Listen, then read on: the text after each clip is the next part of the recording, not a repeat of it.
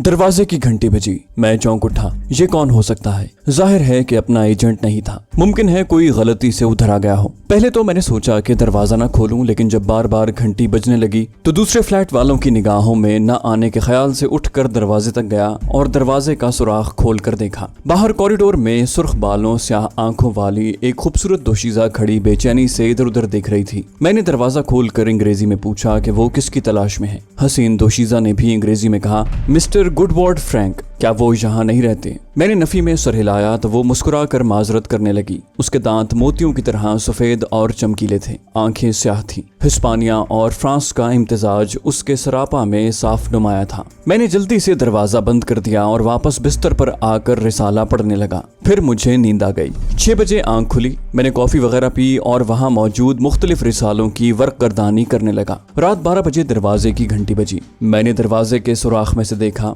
अपना एजेंट था। वो सीधा मेरे बेडरूम में चला गया। मैंने दरवाजे को लॉक किया और उससे कॉफी के मुतालिक पूछा। वो बोला, मैं पी कर आ रहा हूँ, तुम मेरे पास आ जाओ, एक जरूरी बात करनी है। मैं उसके सामने बैठ गया। वो बोला, मैं आज फिर तुम्हारी खुफिया फाइल का मुताला कर रहा था। मैंने ये बात खास तौर पर नोट की कि तुम तमिल अश्लोक रवानी से बोल लेते हो, क्या ये दुरुस्त है? मैंने उसे जवाब दिया कि न सिर्फ ये दुरुस्त है बल्कि मैं हिंदू फलसफे और वेदांत पर भी बेथकान गुफ्तगू कर सकता हूँ। उसकी आंखें चमकने लगी। जब मैं अपनी बात खत्म कर चुका तो उसने बड़े पुरजोश अंदाज में मेरा हाथ अपने हाथ में लेकर दबाया और बोला, मैं तुम्हें खुशखबरी देता हूँ कि तुम माउंट एवरेस्ट की आधी चोटी तक पहुँच गए हो। मैं कुछ समझ न सका। मेरे चेहरे पर तजस्सुस के असरात देखकर वो बोला, ये बात तय है कि हिंदू अगर कम्युनिस्ट और शदीद मादा परस्त भी हो जाए तो भी वो हिंदू ही रहता है। आवागौन, गीता और अपनी प्राचीन देवमाला से कभी रूगर्दानी नहीं करता। इस देवमाला और अकीदे के जरासीम उसके खून में शामिल हो चुके हैं और वो इस अकीदे पर यकीन रखता है कि उसका दूसरा जन्म उसके आमाल और कर्मों के मुताबिक होगा। यहूदी कर्नल का दस्ते रास्त न्यामपली तक तुमने निस्फ रास्ता तय कर लिया है। न्यामपली एक अय्यार और इंतहाई चौकस आदमी है। किसी भी आम तरीके से तुम्हें उस तक पहुंचते पहुंचते काफी वक्त दरकार होगा और उसके बाद उससे खुफिया कोड मालूम करने का दुश्वार तरीन मरहला शुरू होगा। मुझे यकीन है कि अगर तुम उसके देवमालाई हिंदुआना जज्बात को एक्सप्लॉइट करो तो तुम बहुत जल्द उसका एतमाद हासिल कर सकते हो। मैंने जवाब दिया, इसके लिए भी मुझे उसके करीब पहुंचने की जरूरत होगी।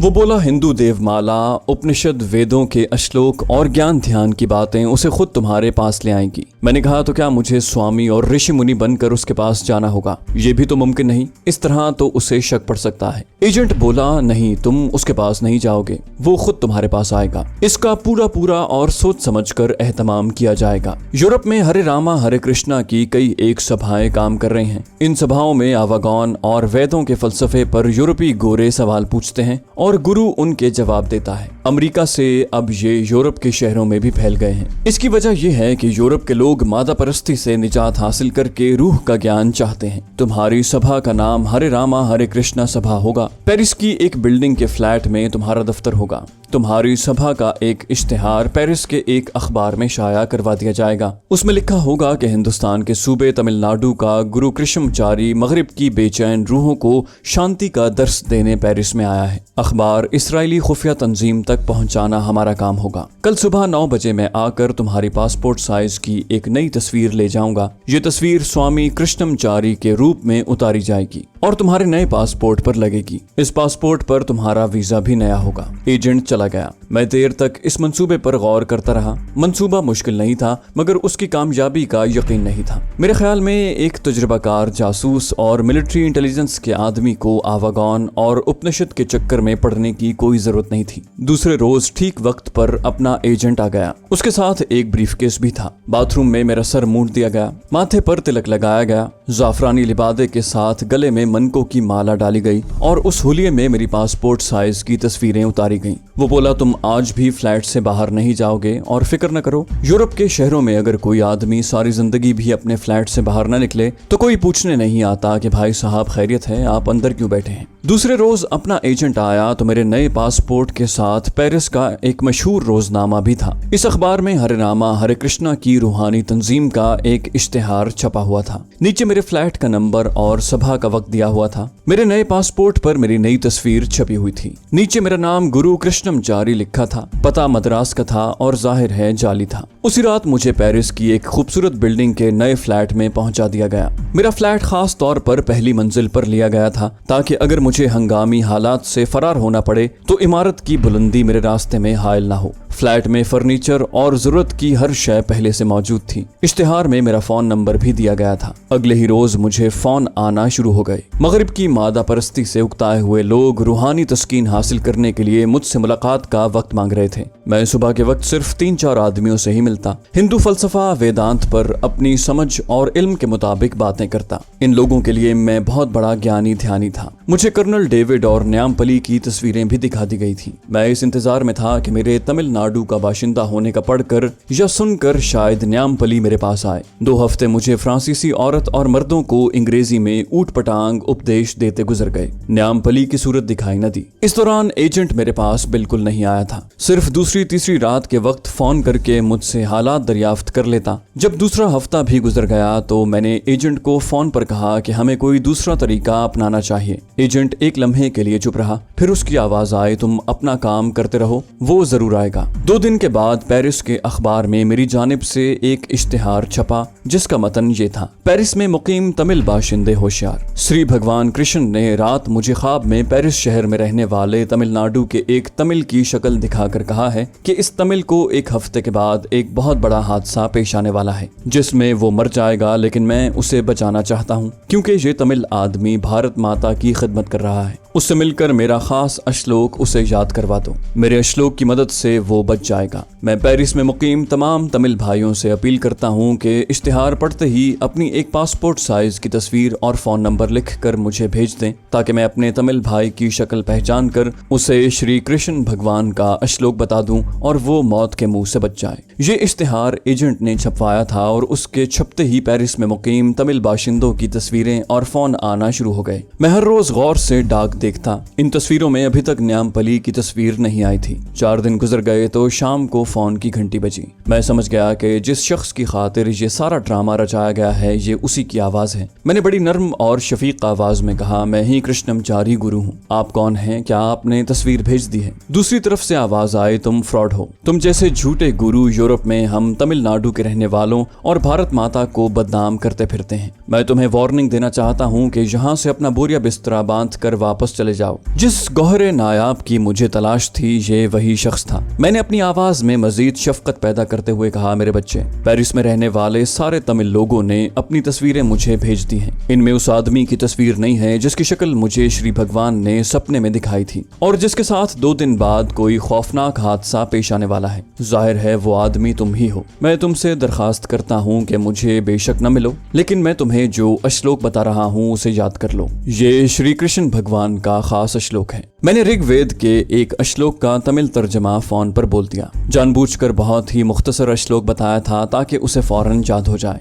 दूसरी तरफ से उसने करख्त लहजे में कहा, मुझे तुम्हारे किसी अश्लोक की जरूरत नहीं है। मैंने फौरन अश्लोक को 3 बार दोहराया ताकि गैर शऊरी तौर पर उसे अश्लोक याद हो जाए। सिर्फ तुम एक ऐसे तमिल हो जिसने मुझे अपनी तस्वीर नहीं भेजी और मुझे यकीन है कि तुम्हारे साथ भगवान कृष्ण के कौल के मुताबिक कोई खूनी हादसा पेश आने वाला है, मगर भगवान तुम्हारी रक्षा करना चाहते हैं। उनका अश्लोक घर से निकलते वक्त पढ़ लिया करो। बस इससे ज्यादा मुझे तुमसे कोई दिलचस्पी नहीं है। मैं नहीं जानता कि तुम कौन हो और भारत माता की किस किस्म की खिदमत कर रहे हो, मगर कृष्ण भगवान तुम्हारी जिंदगी बचाना चाहते हैं। मैंने भगवान की तरफ से अपना फर्ज पूरा कर दिया है। अब तुम जानो तुम्हारा काम। मैंने खुद ही फोन बंद कर दिया। मैं पीछे हटा ही था कि घंटी एक बार फिर बोल उठी। मैंने जल्दी से रिसीवर उठा लिया। दूसरी तरफ एजेंट था। उसने कहा कि वो मेरे पास आ रहा है और मेरा जवाब सुने बगैर फोन बंद कर दिया। 20 मिनट के बाद वो मेरे पास बैठा सिगार सुलगा रहा था। बोला, मैंने फोन पर तुम्हारी और न्यामपली की गुफ्तगू सुन ली है। मैंने बेताबी से पूछा, तो क्या ये न्यामपली ही था? वो बोला, हाँ। हमने फौरन ट्रेस आउट करवा लिया था। वो अपनी मौत मातरे वाली रिहाइश गाह से तुम्हें फोन कर रहा था। तुमने अच्छा किया कि उसे अश्लोक बता दिया। अब बाकी काम हम कर लेंगे। तुम यहाँ इत्मीनान से अपना मिशन जारी रखो। लोगों को उपदेश देते रहो, तुम्हें अभी बाहर निकलने की जरूरत नहीं है। वो उठकर दरवाजे की तरफ बढ़ा तो मैंने कहा क्या हमें इंतजार करना होगा। उसने दरवाजा खोलते हुए मेरी तरफ देखा और बोला अब वो खुद तुम्हें फोन करेगा। 2 रातें गुजर गईं। तीसरी सुबह हस्बे मामूल तो फ्रांसीसी औरतें और कुछ मर्द मुझसे रूहानी तस्कीन हासिल करने आ गए। मैंने भी हस्बे आदत अपना उपदेश शुरू कर दिया। 1 घंटे बाद मैंने हाथ जोड़कर हरिओम का नारा बुलंद किया और अपने मुरीदों को वापस भेज दिया। दरवाजा बंद करके मैं अपने लिए खाना तैयार कर रहा था। उस वक्त 9:15 बज रहे थे। अचानक फोन की घंटी बज उठी। मैंने सोचा कि एजेंट या कोई रूहानी तस्कीन का मुतलाशी फ्रांसीसी होगा। रिसीवर उठाया तो दूसरी तरफ से वही भारी और पुरएतमाद आवाज आई। उसने तमिल जबान में कहा मैं तुमसे मिलना चाहता हूँ। आवाज में पहले रोज वाली रौनक, करख्तगी और घमंड नहीं था। मैंने उसी शफकत भरी आवाज में पूछा तुम कौन हो बेटा। दूसरी तरफ से आवाज आई मैं वही तमिल हूँ जिसने तुम्हें अपनी तस्वीर नहीं भेजी थी। अब शक व शुबे की कोई गुंजाइश बाकी नहीं रही थी। इसके बावजूद मैंने बेनियाजी से पूछा तुम सुबह को अश्लोक पढ़कर घर से निकलते हो ना। आवाज आई गुरुदेव मैं आपको किस वक्त मिल सकता हूँ, मुझे शाम का कोई वक्त दे दें क्योंकि दिन के वक्त मैं जॉब करता हूँ। मैंने उसी शान बेनियाजी से कहा बच्चा तुम 8 बजे के बाद मेरे पास आ सकते हो, मगर मैं तुम्हें आधे घंटे से ज्यादा वक्त नहीं दे सकता क्योंकि रात को मुझे ज्ञान ध्यान भी करना होता है। फोन बंद कर दिया गया। अब मैं बेचैनी से रात के 8 बजने का इंतजार करने लगा। दिन गुजर गया, शाम हो गई। पेरिस शहर रोशनियों से जगमगाने लगा। ठीक 8 बजे दरवाजे की घंटी बजी। मैंने उठकर दरवाजा खोला। बाहर न्यामपली था। मैंने एक नजर में ही उसे पहचान लिया। उसका कद आम तमिल बाशिंदों से कुछ ज्यादा था। शाने गोल, रंग गहरा सांवला और छोटी छोटी मूछें थी। सर के साथ चिपके हुए घुंघरियाले बालों में सफेदी आ गई थी। उसके चेहरे पर सबसे नुमाया उसकी आंखें थी। ये आंखें मुझे अपने चेहरे के अंदर झांकती महसूस हुई। अब मेरे अदाकारी करने का वक्त आ गया था। मैंने उसके चेहरे पर अपनी नजरें गाड़ दी और एक हाथ बुलंद करके गीता का श्लोक पढ़ा।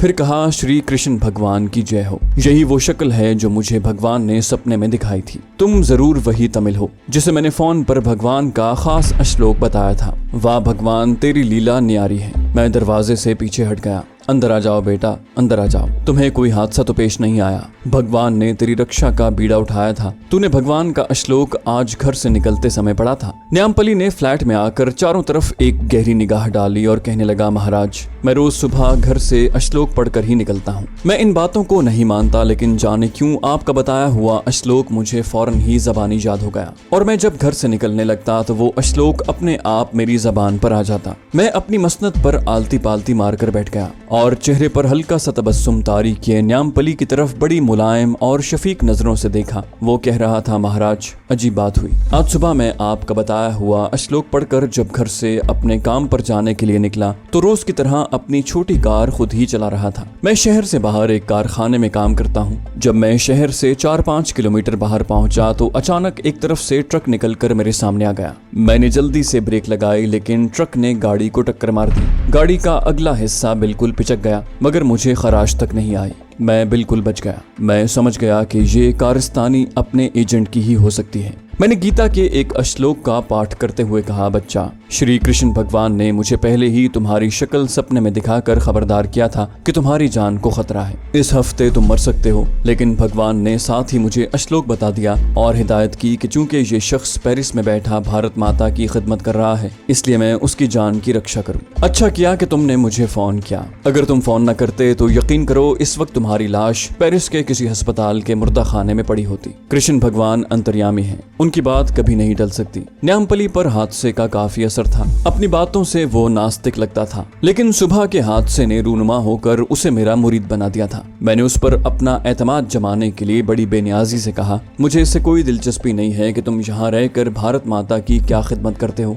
तुम जो कुछ भी कर रहे हो भगवान कृष्ण को मालूम है, वो तुमसे खुश हैं। तुम अपना काम करते जाओ। अगर जरूरत महसूस हुई तो भगवान कृष्ण सपने में आकर मुझे खुद ही सब कुछ बता देंगे। अगर उन्होंने मुझे तुम्हारे बारे में कुछ मजीद बताया तो मैं तुम्हें फोन पर खबर कर दूंगा। तुम मुझे अपना फोन नंबर दे जाओ। न्यामपली खामोश बैठा मेरी तरफ गहरी नजरों से देख रहा था। अगर अपना एजेंट ये ड्रामा न रचाता तो उस शख्स का मेरे करीब आना और मेरे लिए उसका एतमाद हासिल करना तकरीबन नामुमकिन था। उसने कहा गुरुदेव मैं 2 जगहों पर काम करता हूँ। मेरा अपने फ्लैट पर आने का कोई खास वक्त नहीं है, इसलिए फोन नंबर देने का कोई फायदा नहीं है। मैं खुद ही आपको फोन कर लिया करूंगा। मैंने भी इसरार करना मुनासिब न समझा। पीतल की थाली में से 2 फूल उठाकर उसकी तरफ बढ़ाए। ये श्री कृष्ण भगवान की खास नजर है। ये कृष्ण भगवान के फूल हैं। इन्हें रात को अपने सरहाने के नीचे रख कर सोना। तुम पर कृष्ण भगवान की खास नजर है। तुम बड़े भाग्यवान हो। तुमने अपना नाम नहीं बताया बेटे। इससे पहले कि वो मुझे अपना नाम बताता मैंने खुद ही कह दिया, कोई बात नहीं, श्री कृष्ण भगवान मुझे खुद ही तुम्हारा नाम भी बता देंगे। अब तुम जाओ, मेरे ज्ञान ध्यान का समय हो गया है। मैंने कतरे ऊंची आवाज में तमिल श्लोक पढ़ना शुरू कर दिए। न्यामपली फूल लेकर उठा। हिचकिचाते हुए उसने हाथ जोड़कर प्रणाम किया और खामोशी से फ्लैट से बाहर निकल गया। उसका अंदाज बता रहा था कि वो किसी साधु संत को यूं हाथ जोड़कर प्रणाम नहीं करना चाहता था, लेकिन मेरे मामले में वो फंस गया था। मेरी पेशगोई के मुताबिक उसके साथ मोहलक हादसा हो गुजरा था। भारत माता की सेवा के मामले में मैंने भी अदम दिलचस्पी का इजहार किया था। मैंने उसका नाम बताने पर भी इसरार नहीं किया। ये तमाम अवामिल उसके जहन पर असरअंदाज हो चुके थे और मैं यही चाहता था। दूसरी रात को अपना एजेंट आया तो मैंने उसे बताया कि न्यामपली खुद आ गया था। उसने सारी रुईदाद गौर से सुनी और मुस्कुराते हुए बोला, उसकी गाड़ी को टक्कर हमारे आदमी ने मारी थी जो ट्रक लेकर सड़क के किनारे पहले से मौजूद था। अगर उसकी गाड़ी को यह हादसा न होता तो न्यामपली जैसे शख्स को तुम पर कभी एतमाद पैदा नहीं हो सकता था। अब भी मुमकिन है उसके दिल में शुबा हो और वो तुम्हें कोई शुबदाबाज ही समझता हो, लेकिन अब ये काम तुम्हारा है कि तुम उसके साथ किस तरह ताल्लुकात उस्तवार करते हो। मैंने उसे तुम्हारी सड़क पर डाल दिया है।